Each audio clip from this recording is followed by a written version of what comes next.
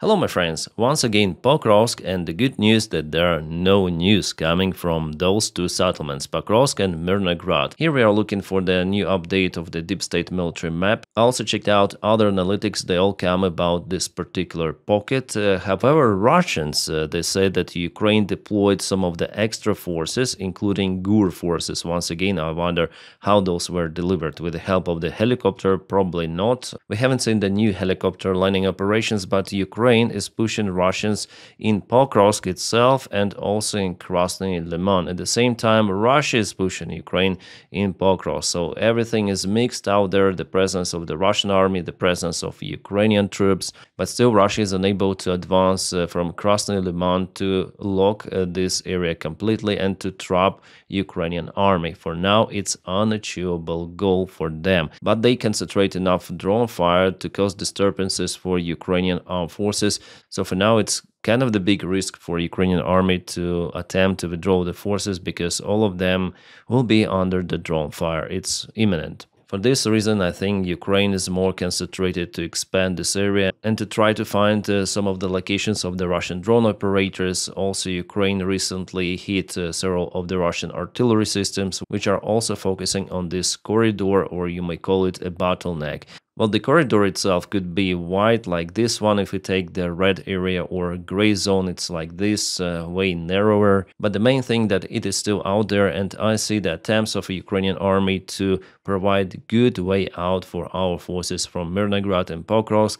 That's the most important thing about this general operation of, let's say, defense of Pokrovsk and Mirnograd, but finally Russians will occupy those two settlements. I think maximum couple of weeks, as Donald Trump likes to say. Well, if you go a little to the north, there is a real encirclement of the Russian armed forces. Yeah, not many of the troops are deployed in this forest line, but they try to leave and exit this area, even towards Shahava. They're in desperate, but probably they'll have to surrender, or they will be flatlined. Here's the Ukrainian territorial gain in this sector, and it's great, guys, that we see the Ukrainian advancement, not the Russian one. Every day that I update the map, I'm hoping that Ukraine gets more ground and Russia loses it, but in most of the variants, of course, Russians take more territories, little by little, but they do it. But for the last 24 hours, they had no any sort of the propulsion in this pocket, which is great. You see, Ukraine is very active with armed forces. You may click on all of those marks and check out the real videos coming from the front lines. Well, this one was posted, I think, 3 days ago. Then Ukrainians advanced to Pokrovsk, central part of it, from the Skela 125th Brigade, and they put Ukrainian flag. Awesome. Plus, as I said to you, Ukraine hit some sort of the artillery system in this area. Russia is using artillery to cut supplies for Ukraine. Well, it was geolocated. Here's the video itself. Yeah, this is the Grad system that was traced by Ukrainian drone and hit kaboomed. But let's go to another direction. For example, in Vovchansk, there Ukraine lost the artillery system, which was used to hit Russian army advancement in Vovchansk. Vovchansk was without any actions for maybe a couple of years, but for the last week, Russian Z army managed to occupy the part of the forest, and they also went into the settlement itself. They even put their flag there. As you see, they help also with their aviation gliding bombs, some of them maybe even Iskander missiles. With this attack, Vovchansk is being divided in two of the parts. We have also the confirmation from the Maiko 73. It was his interactive map, and you may check out the link to find out his social media where he posts all of that, and also there is the link for his map in his Twitter. So we see that Ukraine doesn't have enough resources to compensate those Russian strikes elsewhere. Well, unlike in Pokrovsk, in Vovchansk, it's just a minor attack for now at least, and Russia doesn't use big forces for this one.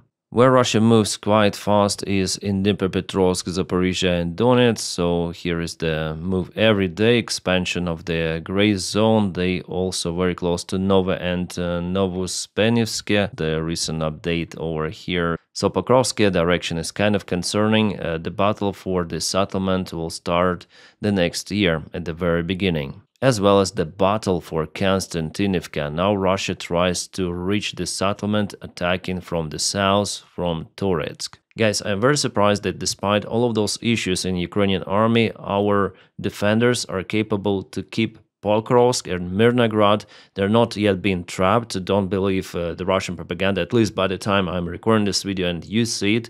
Our guys still have the way out and the way in. Yeah, it's not the perfect way. That's why Ukraine is working to expand it and to make it more safer for Ukrainian army to leave the area. But unfortunately, it's the only way out. And here in this video, I want to tell about one of those most important issues in Ukrainian army. As the commander of one of the drone units, Igor Lutsenko, wrote, here is his text in Ukrainian, here's some sort of the explanation, but the figure is just astonishing. The last month's October, 21,602 soldiers of Ukrainian army left positions or military branches, and this is the official figure, so it means that the prosecution office, here's the number of the prosecution cases opened against particular individuals. And guys, it's nothing wrong with those guys, it's the full-scale war, and it is understandable why those guys are leaving the positions. This information is spread around now. We have all those graphs showing the cases of the SZC, it's called. I'm gonna lower my image like that. So this year it's the record high. Each month 15, 14, 15, 17, and now 21,000. Yeah, it was the last month. It's the record high number for those people who are leaving military just like that without any order because they don't want to fight. And our volunteer Sternenko, who is the biggest drone volunteer in Ukraine, he pointed out this situation. So a critical problem in the armed forces of Ukraine, record number of SZC. So it's the voluntarily leave, and also there are some of the deserters in October and the last year. This year. I think it's incorrect translation, it's this year, it's the record one. Well, Sternenko also says that it is happening not because people are bad, but because the system in Ukraine with all of this mobilization and the army system itself, it is not reformed, it is not working properly. There are multiple of the commanders who neglect the lives or even humane behavior towards soldiers, towards the younger officers. They send sometimes people in Russian-style attacks, meat waves, and sometimes they receive those kind of the orders from above. The difference now that before in 2022, 2023, there were many volunteers who joined the Ukrainian army just like that, but now there are not so many volunteers, and Ukraine as the government and the Ukrainian military as an institution, they didn't do anything to motivate Ukrainian people to join with at least anything. Well, Sternenko says it right that the allowance even for Ukrainian soldiers is without the changes for years, and it's quite low, even if we compare it to the Russian soldiers' salaries and benefits. And we may say, oh, maybe Ukraine doesn't have enough money. Yes, Ukraine doesn't have enough money, but at the same time, there are some of the populist decisions to spend the money for the projects which are not connected to the defense of Ukraine at all. I think that everything of that should be postponed, and the number one priority should be the defense of Ukraine, because nowadays the survivability is the most important thing, and there is still no army reforms. I was actually shocked that Sternenko said that Ukraine forms new brigades. By the time the existing brigades, they are not equipped with manpower, with soldiers, with officers. He said that 30% are only equipped. It means that what is happening really? So luckily he has this kind of the voice via his YouTube channel that counts more than 2 million subscribers. I also will use my social media, and many other volunteers that are screaming about reforms. Without it, well, the next day we may wake up and Russians could even knock to Dnipro city, to Zaporizhia, Kharkiv. At least from what I see, everything goes according to that scenario if nothing is done. And if there is a political will from Ukrainian government, those reforms, they're easily conducted. You don't need permission from the United States or from Europe to conduct those reforms. You don't need to wait for tomahawks, for any sort of the military support. You just need to use your military and your resources more effectively. But unfortunately, they are not used effectively at all. And for me, yes, it's a pure miracle that Ukraine still can defend itself. And without the drones, without volunteer support of Ukrainian army, Russians would have occupied already half of the Ukraine for sure with this government attitude and with this Soviet Soviet-like system in Ukrainian army. Small Soviet army cannot win against the big Soviet army, which Russia is.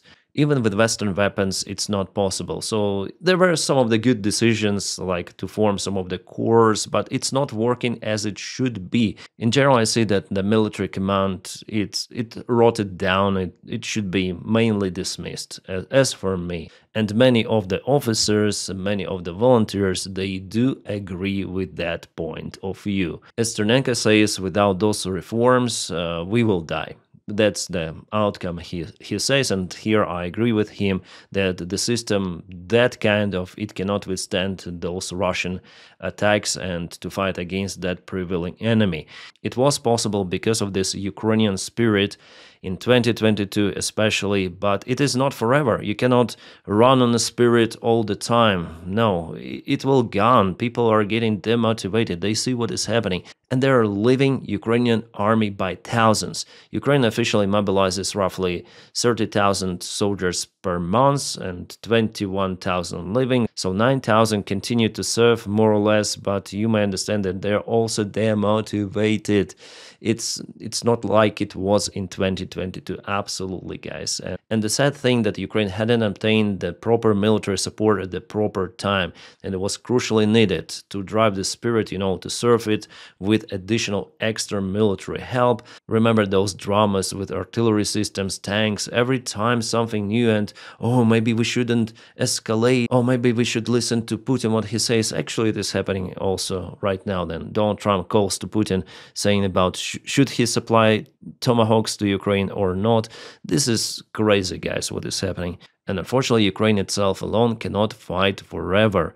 It's not possible for any sort of this size of the country. So yes, Ternenko recorded this video. I recommend to check it out. 2.1 million subscribers he has, and you may put English subtitles to understand what he is speaking about. Basically the numbers I'm telling you. So 30,000 people per month Ukraine hires, and 21,000 just left in October alone, which means that people are demotivated because of the system, mainly not because of Russia is the enemy. Yeah, people are afraid to die as well, but the system is not working properly. It should be drained down, completely reformed, something new should be built. Otherwise, as Ternenko also mentions, Ukraine will not survive. Yeah, I understand that I sound pessimistic, but that's the reality. Not many of the pro-Ukrainian YouTubers may tell you about that. Not just YouTubers, but also influencers. Because if you check out this map, yeah, where Russia advances now towards Zaporizhia, they want to break through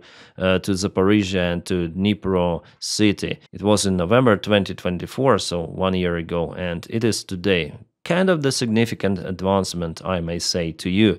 Zaporizhia, Dnipro already are under the threat. There are not many settlements on the way. Pokrovsk here is the biggest one, and soon there are going to be the fights for it. And also Pavlograd is the main one before reaching Dnipro. This distance, guys, is very small, and Russians are not far away actually from Pavlograd. I used to fly in Mayskoye, the air club in this area. Yeah, here we go. This is Mayskoye airfield. I've flown there during the COVID times. So Pavlograd is close, but I also was going to Dnipro for shopping and coming back. And the road takes 1 hour to Dnipro and 1 hour over here somewhere also to Pavlograd. So in 2026, if Russians continue, for example, to propel from Velika Novosilka with the same pace, we may speak about the start of the fight for Pavlograd, and for Pokrovsk will be for sure the next year at the beginning. Maybe Russians may advance to Zaporizhia itself. We'll see. So the pace of the Russian army, especially in this southeastern direction, it is way faster compared to the defended Ukrainian positions, Sloviansk, Kramatorsk, Drushkivka, Konstantinovka. And if Russians break through over here, well, Dnipro is doomed. Absolutely. So that's why it's important for Ukraine to defend this agglomeration of the cities. That's why Zelensky doesn't agree to give those territories to Putin, because first of all, it's a betrayal of the country, violation of the constitution, and obviously giving the most fortified area to Russians. It's a very, very stupid move. So yeah, the situation in general is not that great as it could be. And knowing this trend, if there are no any changes, guys, Russia will occupy way more Ukrainian territories, unfortunately. For now, I'm not saying about the collapse of Ukraine, but the territorial gains will increase if there are no changes. And here's the comment that describes the situation. Everyone wants to be a drone operator, no one wants to get droned. No one wants to be with a shitty Soviet commander who will waste their life for nothing. So you transfer if you can, flee if you can't. Result is the same, a chronic lack of frontline infantry. So the human factor, of course, but here Igor Lutsenko, who is the ex-member of parliament of Ukraine, by the way, and now he's a drone unit commander, well, he also blames the system as it is. And the Ukrainian command as well. The last night, Russia again attacked Ukraine using drones, cruise missiles, and Kinzhal hypersonic missiles, ballistic missiles. Everything was used to hit the energy infrastructure of Ukraine. So Russia continues with this internal pressure. Yeah, they hit behind the front lines. They're active on the front lines. They basically want to destabilize Ukraine. That's their main goal. And unfortunately, they hit some of the civilian buildings, infrastructure, as usual, those bastards do, and there are some of the casualties.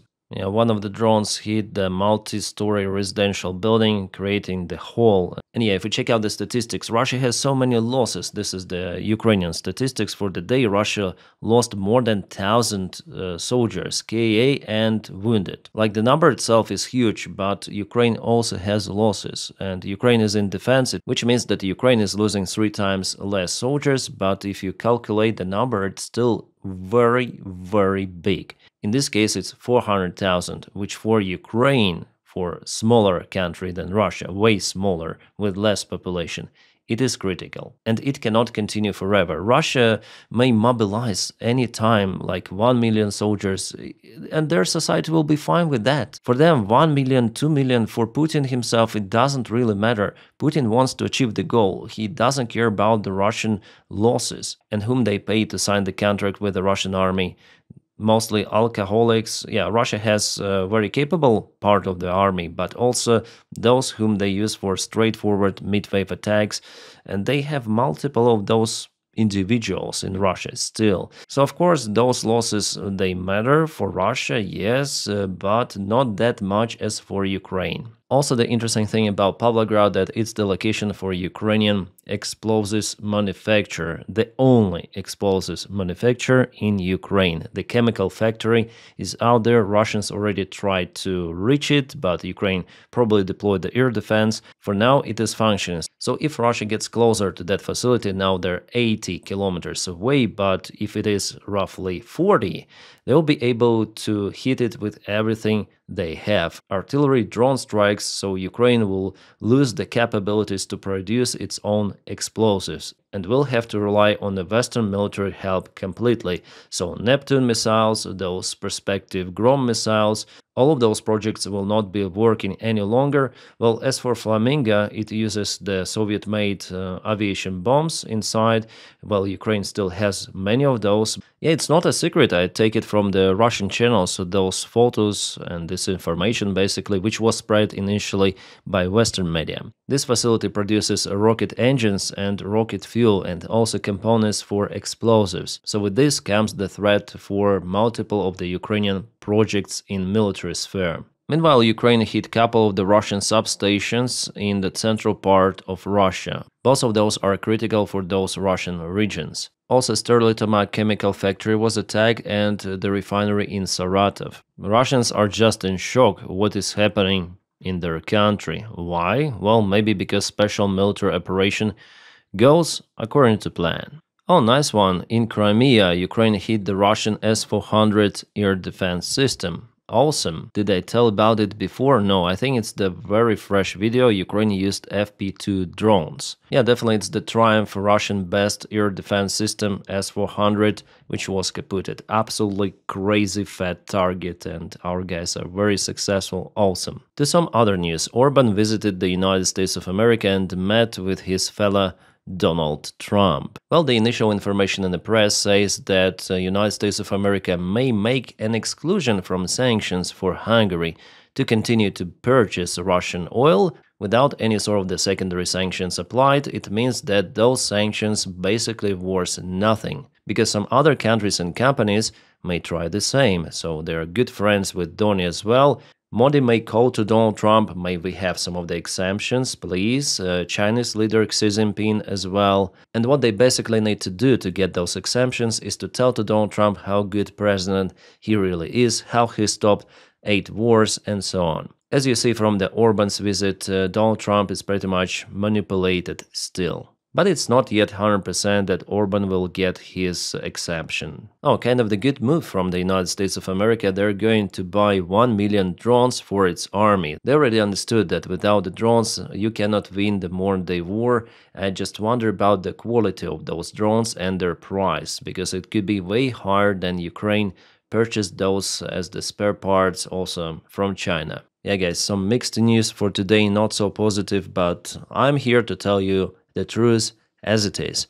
And thank you so much for your kind support on Patreon. The link for my Patreon page is in the video description just below, or you may join membership of this YouTube channel just clicking the join button somewhere here below this video. And if you don't have the opportunity to support me financially, you may just press like to this video and subscribe for the channel, because it helps YouTube algorithms to propel this video elsewhere on the platform. My friends, I wish you all a peaceful sky wherever you are, and have a great time.